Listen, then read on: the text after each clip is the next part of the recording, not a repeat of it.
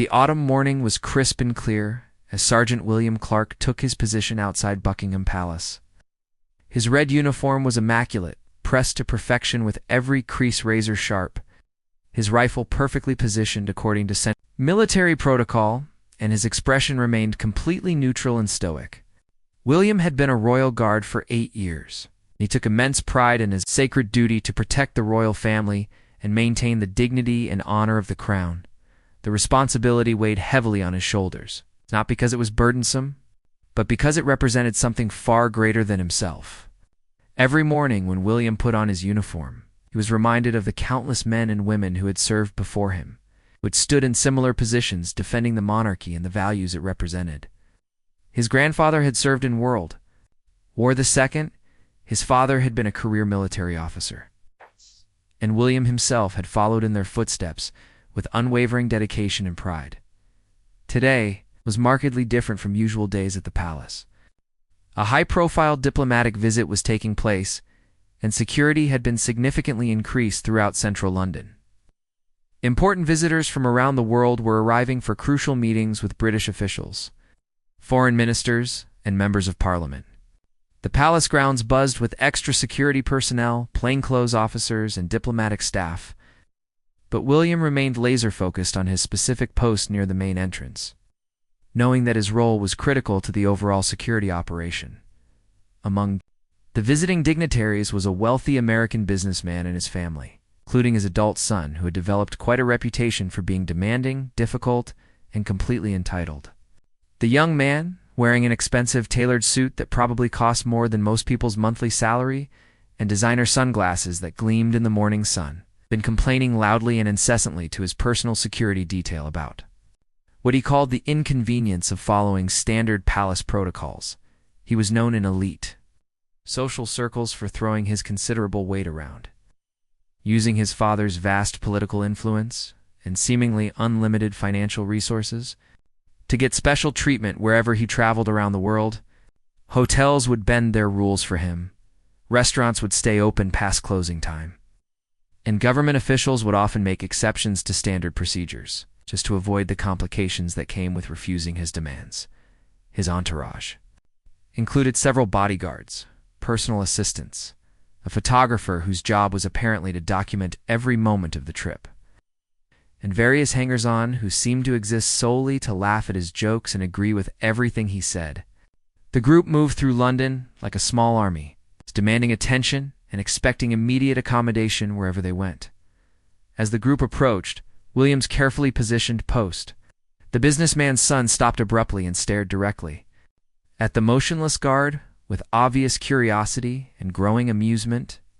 He had heard numerous stories about these famous British royal guards who never moved, no matter what happened around them, no matter how tourists tried to provoke them, and no matter what distractions occurred in their immediate vicinity. The stories had always fascinated him, but not out of respect for their discipline and training. Instead, he saw them as a challenge, a game to be won, a mystery to be solved. He had always believed that everyone had their breaking point, that everyone could be bought, intimidated, or manipulated if you just applied the right pressure in the right way. A mischievous and somewhat malicious idea began forming in his mind as he studied William standing perfectly still, like a statue carved from stone. The guard's discipline and composure struck him not as admirable qualities to be respected, but as weaknesses to be exploited for his own entertainment and amusement. "Watch this carefully," he said to his companions with a smug grin, pulling out his latest expensive smartphone to record what he was planning. "I bet I can make this guy break character completely. These toy soldiers are all for show anyway. They're just here to look pretty for the tourists and pose for pictures. There's no way this guy is actually tough or disciplined." His friends and members of his security team exchanged worried glances and tried to discourage him from whatever he was planning, knowing from experience that disrespecting royal guards could cause serious diplomatic problems, international incidents, and potentially embarrass his father's business interests. They had seen him cause problems before, but this felt different. It's more dangerous. But the young man was completely used to getting his way in every situation and rarely, if ever, faced any meaningful consequences for his actions, no matter how inappropriate or offensive they might be. His father's money and influence had always protected him from accountability, and he had developed an unshakable belief that rules simply didn't apply to him. He approached William with an arrogant smirk spread across his face, expecting to easily intimidate, embarrass, or break the composure of the guard through sheer force of personality and social status. He had no idea that William was a decorated combat veteran who had served 3 grueling tours in Afghanistan, had earned multiple commendations for bravery under fire, had saved lives in combat situations, and had earned his prestigious position. Through years of rigorous training, unwavering dedication to duty, an absolute commitment to serving something greater than himself, William's military record was impressive by any standard. He had joined the Army straight out of school, motivated by a deep sense of patriotic duty and family tradition. His basic training had been followed by specialized courses in close protection, crowd control, and ceremonial duties. He had volunteered for combat deployments when others sought safer assignments, and had distinguished himself through calm leadership under pressure and unwavering loyalty to his fellow soldiers. The transition from active combat duty to Royal Guard service had been competitive and demanding. Only the most disciplined, reliable, and exemplary soldiers were selected for the honor of protecting the royal family. The training was intense, covering everything from threat assessment to protocol, from firearms proficiency to diplomatic relations. William had excelled in every aspect, earning the respect of his superiors and the trust of his fellow guards. Now, as this entitled young man approached with obvious malicious intent, William drew upon all of his training, experience, and inner strength. He had faced enemy fire, had endured months of deployment away from family, had witnessed the ultimate sacrifice made by fellow soldiers, and had learned the true meaning of duty, honor, and service. This spoiled rich kid represented everything that William and his fellow service members had sworn to protect society from: the abuse of power, the lack of respect for others, and the belief that wealth could substitute for character. The businessman's son started his campaign of harassment with what he considered to be small, harmless provocations, waving his manicured hands repeatedly in front of William's face and making increasingly loud and disparaging comments about the guard's appearance, uniform, and purpose. "Look at this guy just standing there like some kind of museum exhibit or wax figure. I bet he's not even real security. It's probably just hired as a tourist attraction for people to take pictures with. What a complete joke this whole British tradition thing is." His voice carried the particular tone of someone who had never been told no in any meaningful way. Someone who had grown up believing that his opinions mattered more than other people's. Dignity, and someone who genuinely couldn't understand why anyone would choose service over self-interest. The other tourists in the area began to take notice, some looking uncomfortable with the display of disrespect they were witnessing. William remained absolutely motionless. It's like a statue carved from granite, his eyes focused straight ahead with lazy, R-like intensity. Years of intensive military training had taught him to ignore all manner of distractions and maintain his composure regardless of what chaos might be erupting around him.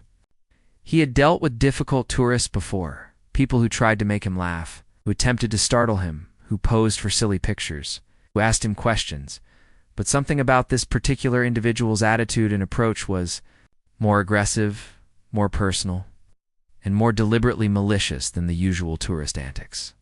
The young man's behavior was clearly calculated to humiliate and provoke.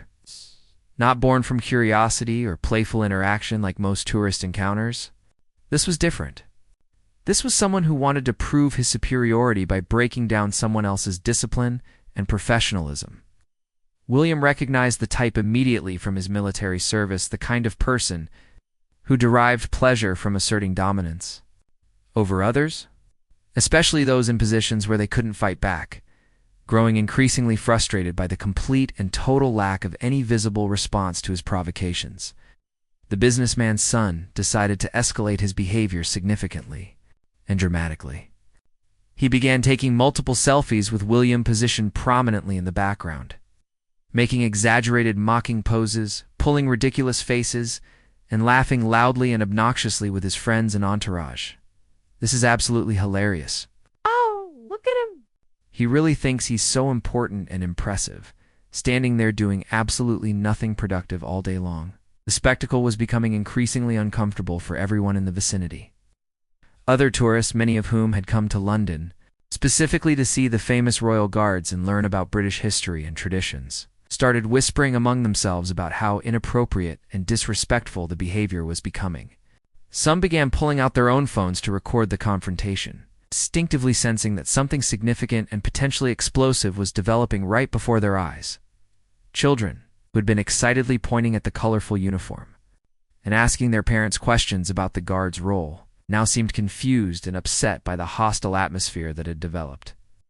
Parents began steering their families away from the area, not wanting their children to witness what appeared to be turning into an ugly confrontation.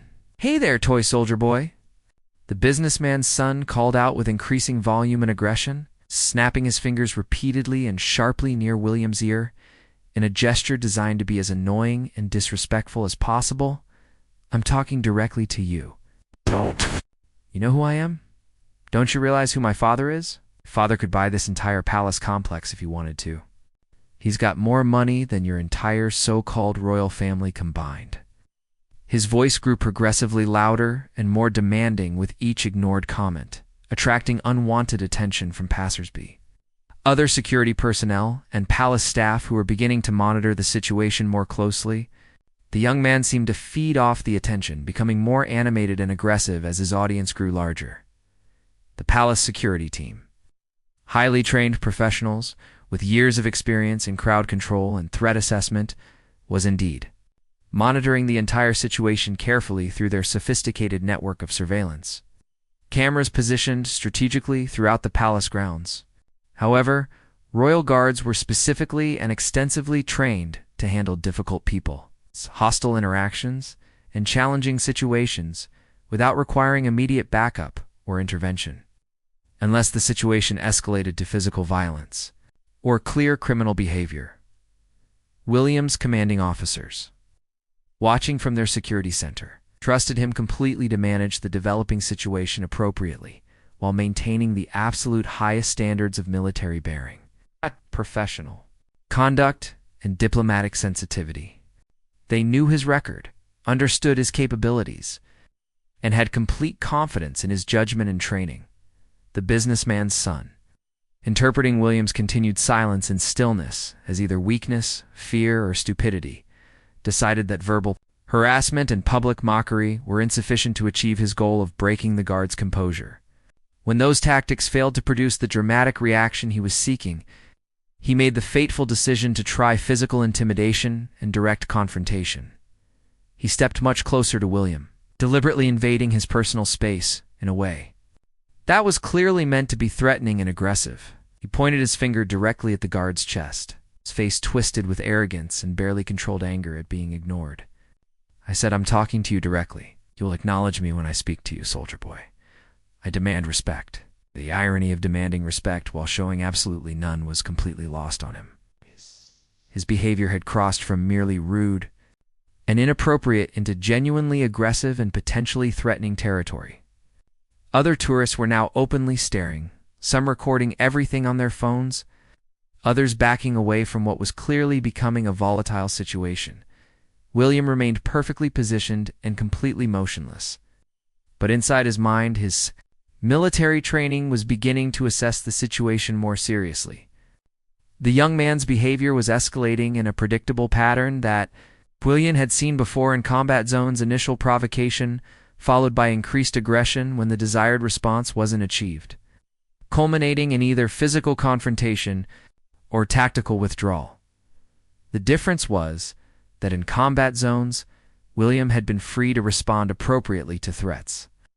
Here, representing the Crown and the British military, he was bound by protocol, tradition, and diplomatic considerations. That required him to maintain absolute professionalism even in the face of deliberate provocation and disrespect. The situation reached an absolutely critical and dangerous breaking point when the businessman's son made a catastrophically stupid mistake that would change the entire trajectory of the encounter and potentially create an international incident. Emboldened by what he had completely misinterpreted as weakness, cowardice, and subservience on William's part, he reached out with shocking audacity and actually grabbed William's rifle with both hands, attempting to physically move it aside, while laughing mockingly and triumphantly. "Maybe I should just take this away from you, since you obviously don't know how to use it properly and don't have the courage to defend yourself," he declared loudly, his voice dripping with contempt and superiority. "What kind of pathetic excuse for a soldier just stands there and takes abuse like a punching bag? You're a disgrace to whatever military trained you."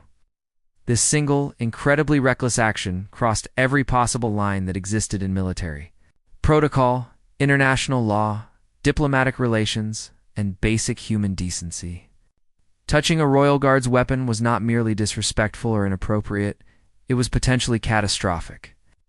Certainly illegal under British law, could be interpreted as an act of aggression against the Crown itself, and represented a direct threat to national security that could trigger immediate and overwhelming response from multiple security agencies. William's extensive military training, honed through years of combat experience and life-or-death situations, immediately kicked into the highest possible gear.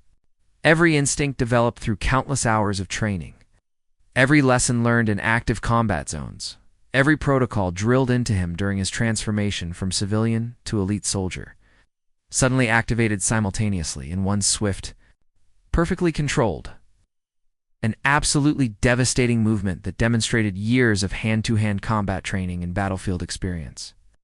William stepped back with lightning speed and secured his rifle while simultaneously fixing the young man with a direct, unwavering stare that could have frozen molten steel. The transformation was instant, dramatic, and absolutely terrifying to witness. The motionless ceremonial statue had instantly become a highly trained, combat-ready warrior operating at peak efficiency. The change in William's demeanor was so profound and immediate that everyone within a 50-foot radius instantly understood that something fundamental had shifted. The air itself seemed to crackle with tension and potential violence. Even the businessman's son, despite his overwhelming arrogance and complete lack of situational awareness, suddenly realized that he might have made a serious error in judgment. For the first time since the entire confrontation had begun, William spoke. His voice was calm, measured, and completely controlled, but it carried the unmistakable authority of someone who had commanded respect and obedience in genuine life or death situations across multiple combat zones in some of the most dangerous places on Earth. "Sir," William said, with deadly, quiet intensity that made every word carry the weight of absolute finality, "I need you to step back immediately and keep your hands completely away from my weapon and my person. This is not a request." The businessman's son, still riding high on his own sense of invincibility and entitlement, was genuinely shocked that the decorative statue had finally spoken and moved. But his overwhelming arrogance and pathological sense of superiority prevented him from recognizing the true gravity and danger of the situation he had created through his reckless actions. "So you can talk after all. I knew you were just pretending to be some kind of tough guy?" He laughed with obvious delight at having achieved his goal of breaking the guard's silence. "Now that we've established you're just another fake soldier playing dress-up, I want you to step aside immediately so I can get better photos inside the palace grounds. My followers on social media are going to love this," William maintained, his absolutely professional composure, but his voice now carried an edge of hardened steel that made everyone within hearing distance immediately pay the closest possible attention. The tourists who had been casually observing the confrontation suddenly realized they were witnessing something far more serious than a simple disagreement. "Sir, you are currently interfering with a serving member of Her Majesty's Guard in the lawful execution of his assigned duties," William stated with crystalline clarity that left no room for misunderstanding. "You've made unauthorized physical contact with military equipment in violation of British law and international security protocols. I strongly advise you to step back immediately, cease this harassment, and continue with your scheduled tours." The young man's response revealed the full depth of his ignorance and arrogance. He laughed dismissively, waving his hand as if brushing away William's words like annoying insects. "Can't tell me what to do, you pathetic little toy soldier? I have diplomatic immunity. I can go wherever I want and do whatever I want. My father practically owns half of America, and he's got politicians in his pocket on both sides of the Atlantic. He pulled out his phone again, apparently planning to call someone who he believed could immediately resolve the situation in his favor. One phone call from me, and you'll be fired from this joke of a job. Do you have any idea how much money my family donates to various causes? How many favors we're owed by important people? William watched this display of entitled ignorance with the same calm assessment he had once used to evaluate enemy positions before combat operations. He recognized the type completely, someone who had never faced real consequences for their actions, never been held accountable for their behavior, never learned the difference between inherited privilege and earned respect. The crowd around them had grown significantly, with tourists, palace staff, and even some off-duty police officers stopping to watch what was clearly becoming a significant confrontation. Many were recording the encounter on their phones, instinctively understanding that they were witnessing something that would likely become news. Palace security personnel were now moving closer, though still maintaining their distance out of respect for Williams's proven ability to handle difficult situations. They were ready to intervene if necessary. But Royal Guard protocols required giving the Guard every opportunity to resolve the situation through proper channels, before escalating to arrest or removal. The businessman's son, completely oblivious to the growing tension and the serious nature of what he had done, continued his verbal assault. I bet you've never even seen real combat, have you? Just standing around in a fancy costume, pretending to be important. Real soldiers actually fight wars, not play dress-up for tourists. That final insult, questioning William's service and sacrifice, attacking the honor of every soldier who had ever worn the uniform, proved to be the catalyst for a response that nobody present would ever forget. That was the moment when William delivered the response that would leave everyone completely speechless, change the young man's life forever, and become one of the most powerful and widely shared examples of dignity triumphing over arrogance in modern history. He took one carefully measured step forward, his full military bearing now completely evident to everyone present, his posture radiating the kind of authority that could only be earned through genuine service and sacrifice. When William spoke, his words carried the combined weight of centuries of British military tradition, personal honor earned through blood and sacrifice, unshakable moral conviction, and a dignity that could never be purchased, inherited or intimidated into submission by anyone, regardless of their wealth or social status. Young man, William began, his voice carrying across the courtyard with perfect clarity and devastating precision. I have served 3 full combat tours in Afghanistan, defending the very freedoms that allow entitled individuals like yourself to travel safely around the world today, speaking your mind without fear of persecution, and living in societies where the rule of law protects even those who abuse their privileges. The businessman's son attempted to interrupt with another arrogant comment, perhaps a dismissive laugh or a crude joke, but William's presence had become so commanding, so absolutely authoritative, that the words died in the young man's throat before he could voice them. Everyone present, from tourists to security personnel to palace staff, found themselves completely captivated by the quiet power emanating from this man who had been dismissed as merely decorative just moments before. I have stood guard over the bodies of fallen comrades who died protecting innocent civilians from terrorists and extremists. William continued, his voice never rising but somehow becoming more powerful with each word. I have held the hands of wounded soldiers as they bled on foreign soil far from their families, having given everything they had in service to principles and values that you clearly cannot begin to comprehend or appreciate. The crowd had grown substantially, with people stopping their daily routines to listen to words that seemed to cut through the noise and chaos of modern life like a sword through silk. Even busy London traffic seemed quieter, as if the entire city was holding its breath to hear what this royal guard had to say. I have earned the right to wear this uniform through blood, sweat, tears, sacrifice, dedication, an honor that you have never experienced and apparently never will experience, William declared with unshakable conviction. Every thread of this fabric represents lives lost, battles fought, and principles defended. It is not a costume or a prop for your entertainment. William's voice remained steady and completely professional, never descending to the level of personal attack or crude insult. But his message was more devastating than any angry outburst could have been.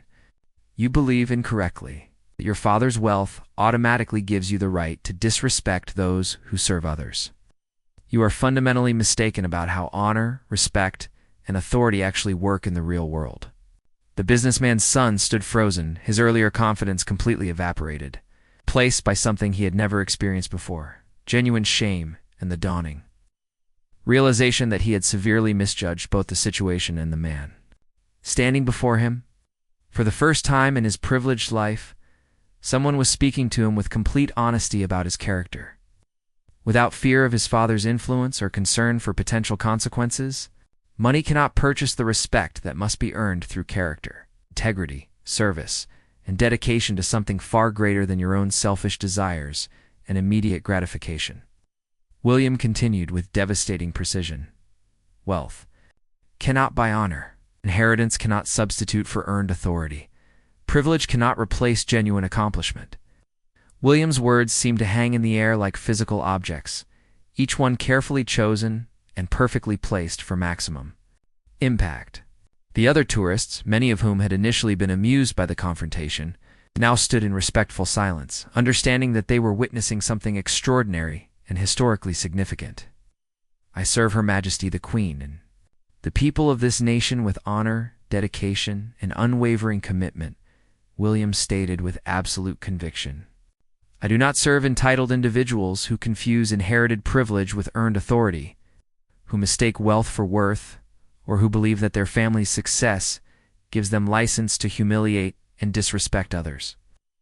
The palace security team, monitoring from their control room, watched in professional admiration as one of their own delivered what would later be described by military historians as a masterpiece of controlled response under extreme provocation. William was demonstrating exactly why royal guards were selected from the most elite and disciplined soldiers available. Hey, you have no power over me, William continued with quiet but absolute finality.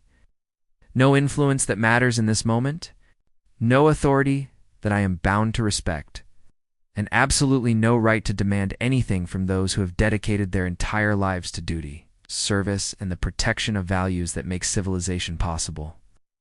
The gathered crowd was now completely silent, with even the most cynical observers recognizing that they were witnessing something profound.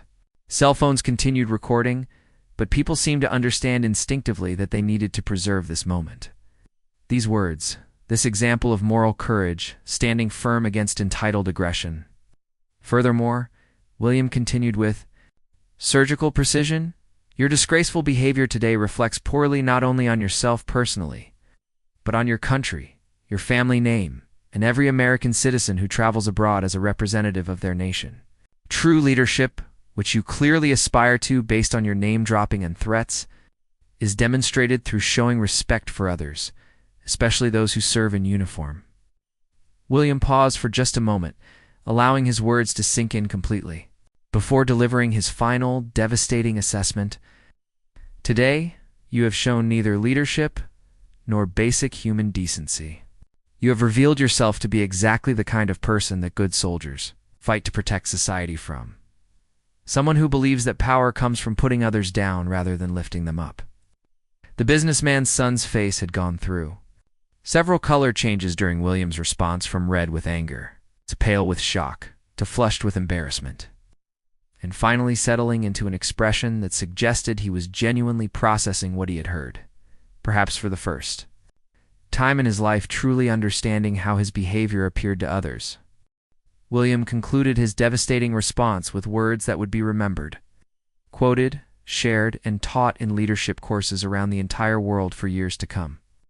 His final statements carried the weight of absolute moral authority earned through service and sacrifice that the young man before him could never understand or appreciate without fundamentally changing who he was as a person.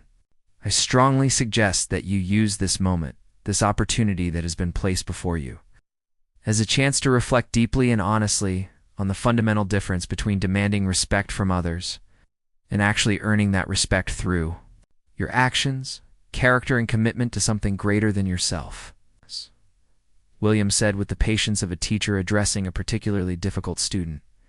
The businessman's son continued to stand in stunned silence, his mouth slightly open, his earlier arrogance completely replaced by what appeared to be genuine shock and growing self-awareness.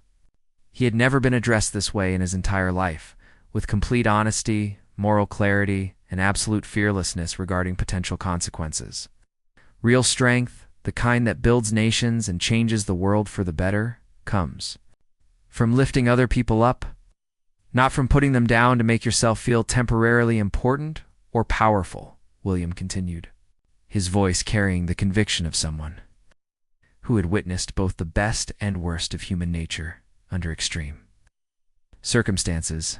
The crowd around them had grown to include not just tourists, but palace staff, off-duty police officers, local business owners, and even some members of the British press who had been covering the diplomatic visit. All stood in respectful silence, understanding that they were witnessing a masterclass in dignity under pressure. Real power, the kind that actually matters in the long run and leaves a positive legacy, comes from selfless service to others and dedication to principles that benefit society as a whole, not from selfish pursuit of personal gratification and the accumulation of privileges that you did nothing to earn, William declared with unshakable conviction. Palace security officers approached quietly and professionally, having monitored the entire extraordinary exchange through their comprehensive surveillance systems. The lead security officer, a veteran himself who recognized the masterful way William had handled an extremely delicate situation, spoke with obvious respect and admiration. Sergeant Clark will escort these visitors to continue their scheduled tour of the public areas, the security chief said formally, though his tone conveyed deep professional respect. Thank you for handling this extremely challenging situation with such exceptional professionalism, dignity, and restraint. Your response was exemplary. As the group began to move away under careful security escort, something completely unexpected and remarkable happened that surprised everyone present, including the experienced security personnel who had seen every possible type of tourist behavior during their careers at the palace. The businessman's son suddenly stopped walking and turned back toward William, his body language completely transformed from the aggressive, arrogant posture he had displayed throughout the confrontation. His earlier overwhelming sense of entitlement and superiority had been entirely replaced by what appeared to be genuine remorse, respect, and something that might have been the beginning of actual humility. Sergeant Clark, he said quietly, his voice now completely lacking any trace of its previous demanding, disrespectful, and aggressive tone. The change was so dramatic that several people in the crowd exchanged surprised glances, unsure if they were witnessing genuine remorse or simply another performance. I want to offer you my most sincere and heartfelt apology for my completely inexcusable behavior today, continued, his words coming slowly as if he were carefully choosing each one. You were absolutely right about everything you said to me. Every single word. I have no excuse whatsoever for the way I acted, and I am genuinely ashamed of myself and my conduct. The apology seemed to surprise even his own security detail and entourage, who had apparently never witnessed their client show genuine remorse or accept responsibility for his actions. Several of them exchanged meaningful looks, as if they were seeing a side of him that had been hidden beneath years of entitlement and privilege. William nodded respectfully, maintaining his professional military bearing, while acknowledging the apology with the grace and dignity that had characterized his entire response to the confrontation. Apology accepted, sir. We all have opportunities throughout our lives to learn, grow, and become better people through our mistakes and experiences.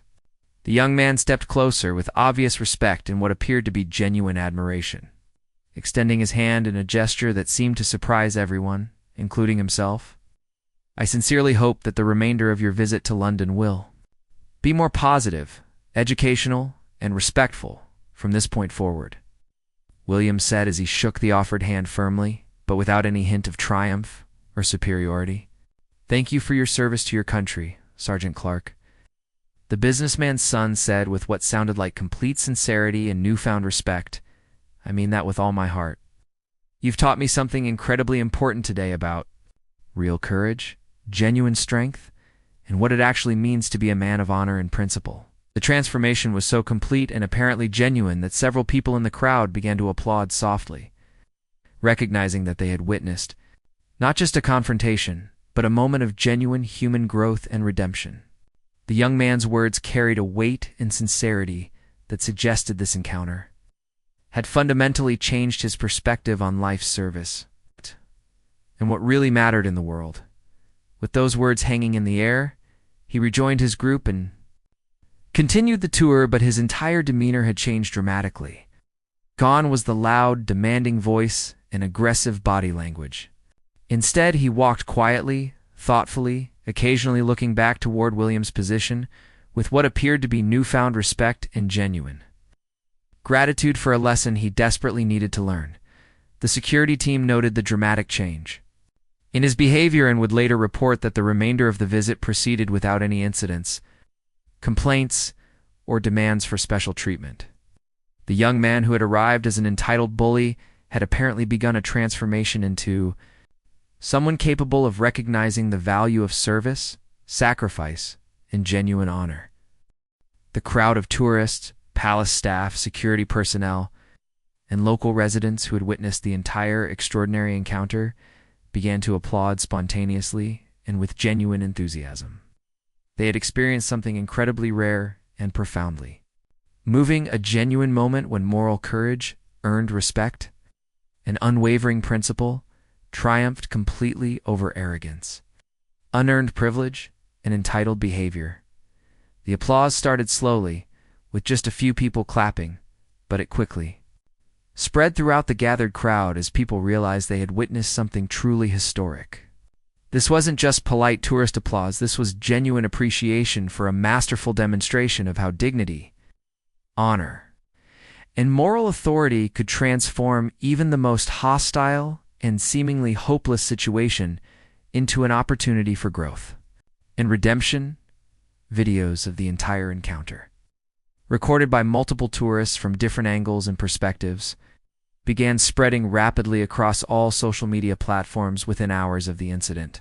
People around the entire world shared, commented on, liked, and praised the Royal Guard's dignified, powerful, and ultimately transformative response to blatantly disrespectful and aggressive behavior. The footage went viral in the truest sense of the term, being shared millions of times across Facebook, Twitter, Instagram, TikTok, and YouTube. Comment sections filled with praise for William's professionalism, admiration for his restraint under extreme provocation, and respect for the way he had defended not just his position, but the fundamental values of service, sacrifice, and human dignity. Major news outlets around the world quickly picked up the story, with headlines praising William's exceptional handling of what could have become a serious international incident. CNN, BBC, Sky News, and dozens of other networks ran features about the Royal Guard, who had turned a moment of confrontation into a teachable moment that resonated with millions of people globally. Military analysts and leadership experts were called upon to comment on William's response, with many noting that his handling of the situation should be studied in military academies, diplomatic training programs, and leadership courses as a perfect example of maintaining professionalism and moral authority under extreme pressure.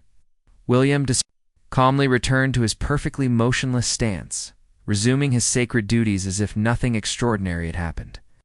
Though everyone around him knew that something profoundly significant had just occurred, inside he felt deeply satisfied and proud that he had represented his uniform, his fellow soldiers, his country, and the values he held dear with the highest possible honor and dignity.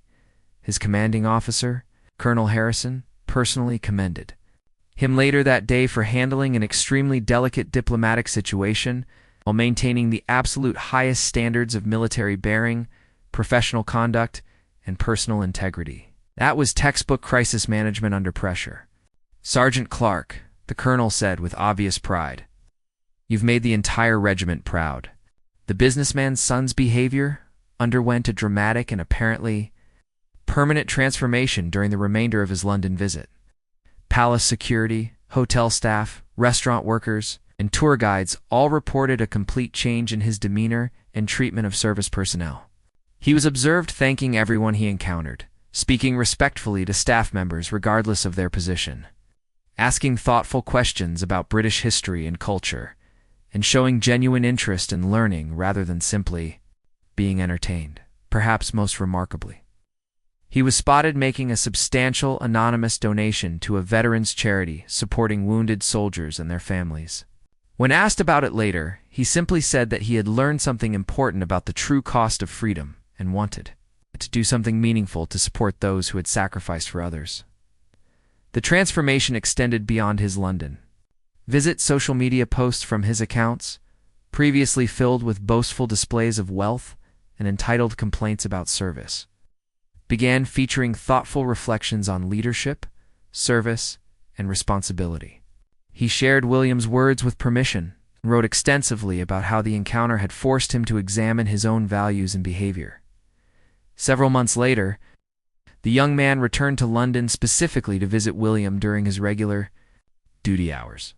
This time he came not as a tourist seeking entertainment, but as someone genuinely changed by their previous encounter. He brought a handwritten letter of gratitude, a substantial donation to the Royal British Legion, and what appeared to be sincere respect for the man who had shown him a different way to live. That conversation completely changed my perspective on life, service, leadership, and what really matters in this world, he told William quietly during a brief, respectful conversation. Thank you for caring enough about a complete stranger to tell him the hard truth he desperately needed to hear, even when it would have been easier to just let me continue making a fool of myself. William's powerful and principled response became a widely used teaching example in military academies, leadership development programs, diplomatic training courses, and business schools around the world. His words perfectly demonstrated how true moral authority comes from character and earned respect rather than rank, position, or inherited privilege. And how the right message delivered with unwavering dignity and principle can transform even the most difficult and seemingly hopeless situations into opportunities for genuine human growth, positive change. The encounter was studied by psychologists interested in behavioral transformation, by military historians analyzing crisis management under pressure, and by leadership experts examining how authentic authority differs from positional power. William's response became a case study in maintaining professional composure while standing firm on fundamental principles. Years later, when William was promoted to training instructor for new Royal Guards, he would use this encounter as a central example in his teaching curriculum. He would tell new recruits that their role extended far beyond simply standing guard. They were representatives of something larger than themselves, embodiments of service and sacrifice that could inspire others to become better people. Remember, he would tell his students during training sessions, people are always watching, not just what we do, but who we are and what we represent. Every interaction, no matter how small or seemingly insignificant, is an opportunity to honor the service and sacrifice of those who came before us, and to perhaps help someone else understand what real strength and character look like. The businessman's son eventually used his family's resources and influence in completely different ways, establishing scholarship programs for military veterans, supporting mental health services for soldiers returning from combat, and speaking publicly about the importance of earning respect through service rather than expecting it through privilege. His transformation became almost as famous as the original encounter, showing that people really can change when confronted with truth delivered with dignity and moral authority. The encounter at Buckingham Palace became more than just a viral video or news story. It became a lasting reminder that respect cannot be demanded, purchased, or inherited. It must be earned through character, demonstrated through service, and maintained through unwavering commitment to principles that benefit others rather than just oneself. William's response proved that sometimes the most powerful thing you can do is simply stand firm on your values and speak the truth with dignity, even when facing those who believe their wealth or status places them above accountability. In the Years that followed, whenever someone would ask William about that day, about those 30 seconds that changed lives and inspired millions of others, he would simply say, "I was just doing my duty, not just as a guard, but as a human being responsible for upholding the values that make civilization possible." Sometimes that means standing perfectly still, and sometimes that means speaking up when someone needs to hear the truth. The legacy of that encounter continues to inspire people around the world, reminding them that real authority comes from service. Genuine strength comes from lifting others up, and that sometimes a single moment of moral courage can create ripples that spread far beyond what we can imagine, touching lives and changing perspectives in ways we may never fully know or understand.